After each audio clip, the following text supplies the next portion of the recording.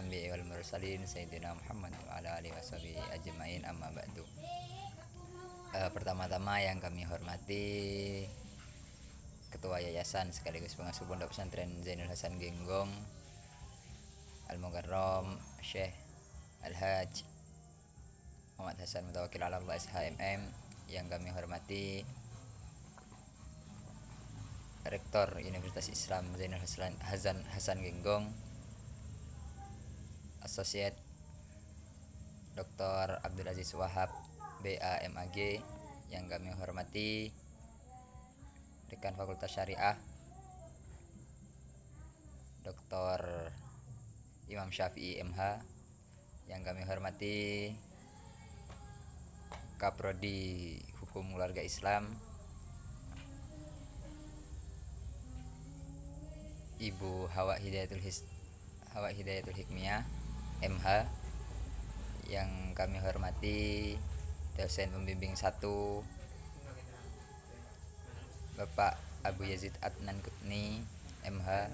Yang kami hormati dosen pembimbing 2 Bapak Ramdan Wagianto MH.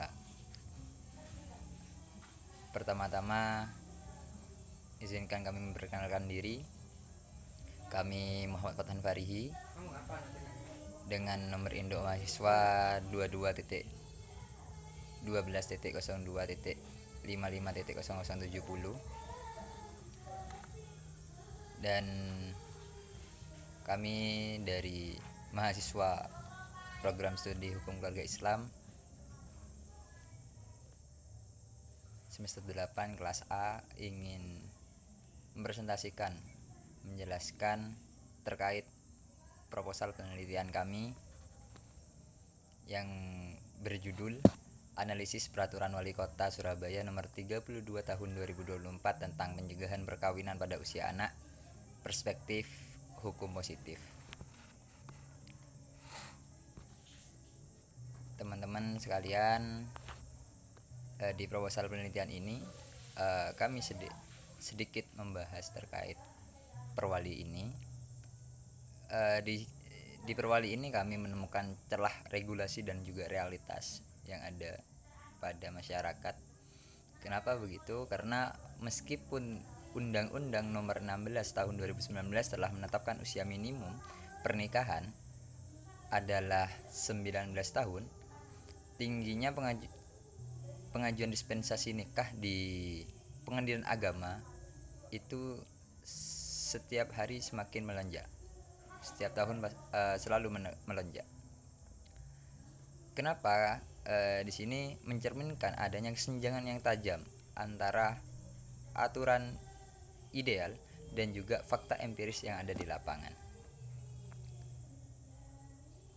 Dan perwali ini adalah salah satu langkah taktis daripada pemerintah Kota Surabaya sebagai respon proaktif Pemkot Surabaya dalam merespon yang namanya isu perkawinan pada usia anak yang ada di Surabaya.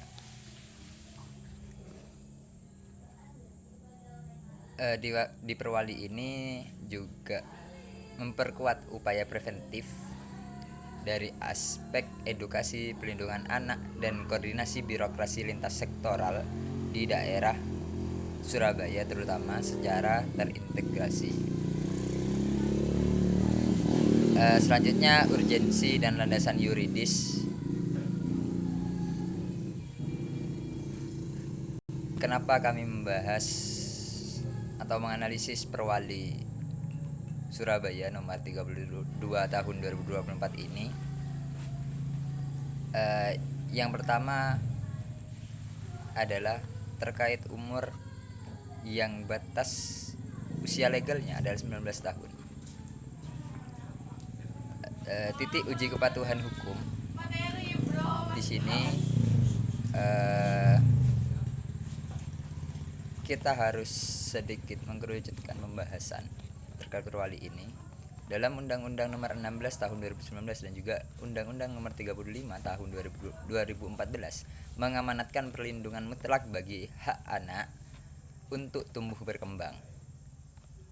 lahirnya perwali ini memunculkan pertanyaan yuridis esensial.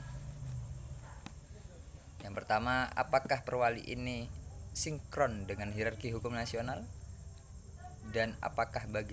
Dan bagaimana batas wewenang otonomi daerah mengaturnya? Nah, kenapa muncul dua pertanyaan tersebut? Dikarenakan dari Undang-Undang Nomor 16 Tahun 2019 dan juga Undang-Undang Nomor 35 Tahun 2014 itu menyatakan bahwa perlindungan mutlak bagi hak-hak anak untuk tumbuh berkembang. Makanya perlu ada beberapa pertanyaan ini tadi agar tidak tumpang tindih antara perwali dengan Undang-Undang Nomor 16 Tahun 2019 dan juga Undang-Undang Nomor 35 Tahun 2014. Selanjutnya rumusan masalah kami di sini. Yang pertama adalah bagaimana implikasi Peraturan Wali Kota Surabaya Nomor 32 Tahun 2024 terhadap upaya pencegahan perkawinan anak usia dini di Kota Surabaya. Yang kedua, bagaimana Peraturan Wali Kota Surabaya Nomor 32 Tahun 2024 tentang pencegahan perkawinan usia dini ditinjau dari perspektif hukum positif. Selanjutnya, sebelum masuk dalam pembahasan rumusan masalah, kami akan menjelaskan tujuan dan juga manfaat daripada penelitian kami. Tujuan penelitian ini yang pertama adalah untuk menemukan dampak perwali pada aspek pelayanan birokrasi dan juga perubahan perilaku sosial. Yang nomor 2, tujuan kami adalah menguji keabsahan materi muatan perwali berdasar asas hukum positif dan hierarki undang-undang. Yang kedua adalah manfaat penelitian. Manfaat daripada penelitian kami ini nantinya adalah bagaimana penelitian ini dapat menyumbangkan keilmuan hukum tata negara dan hukum keluarga terkait implementasi desentralisasi hukum daerah. Dan yang kedua, manfaat daripada penelitian kami adalah menjadi evaluasi taktis bagi pemerintah Kota Surabaya serta instrumen edukasi publik bagi masyarakat. Setelah kita membahas terkait tujuan dan juga manfaat daripada penelitian ini, ada beberapa kajian terdahulu yang juga sama membahas terkait pencegahan perkawinan pada usia anak. Ada di tabel ini sudah dijelaskan, cuma ada beberapa perbedaan di sini.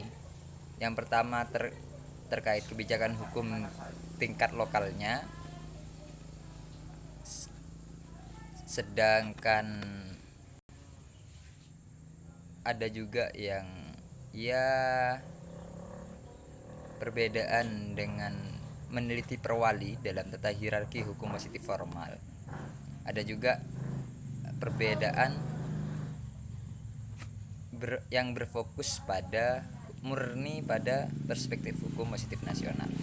Jadi itu sedikit beberapa perbedaan yang ada pada penelitian terdahulu dengan penelitian kami sekarang. Selanjutnya adalah landasan teori utama.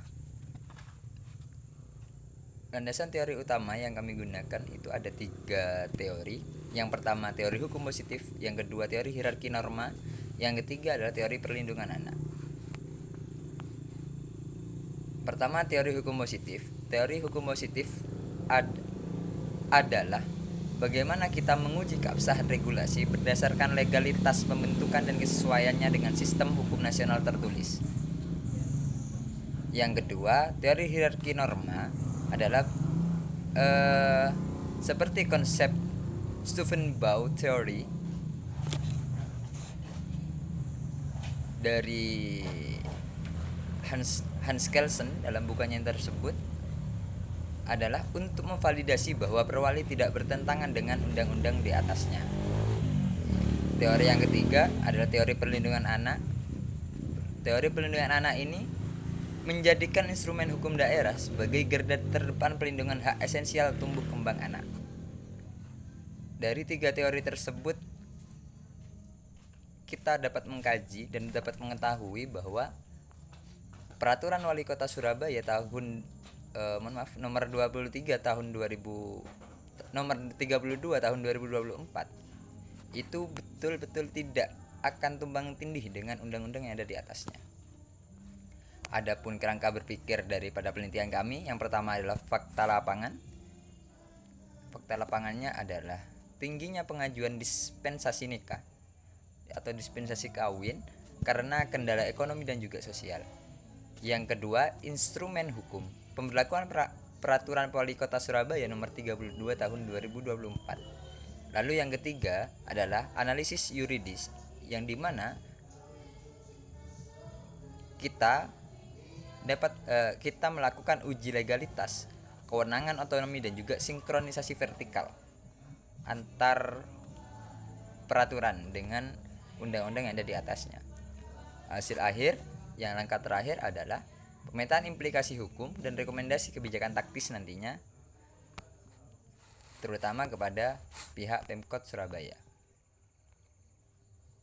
Adapun jenis dan pendekatan penelitian kami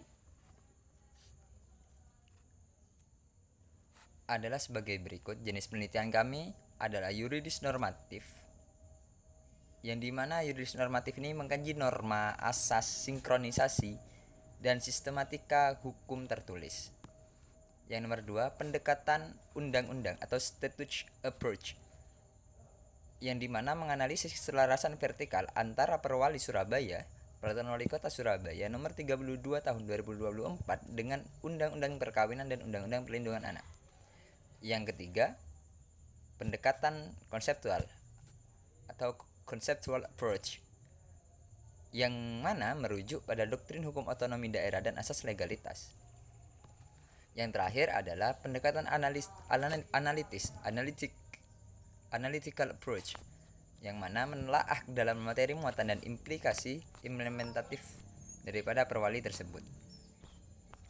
Adapun sumber data dan teknik analisis kami, sumber data yang pertama adalah sumber data primer atau bahan hukum primer, yang dimana di sana mencakup sumber hukum formal yang mengikat.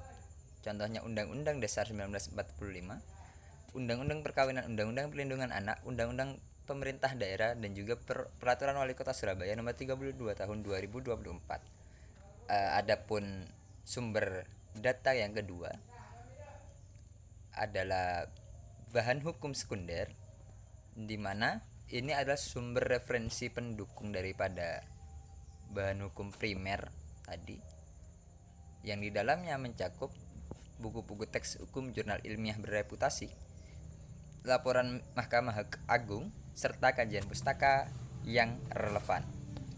Teknik analisis kami juga adalah metode deskriptif kualitatif, yang mana melalui analisis ini kita dapat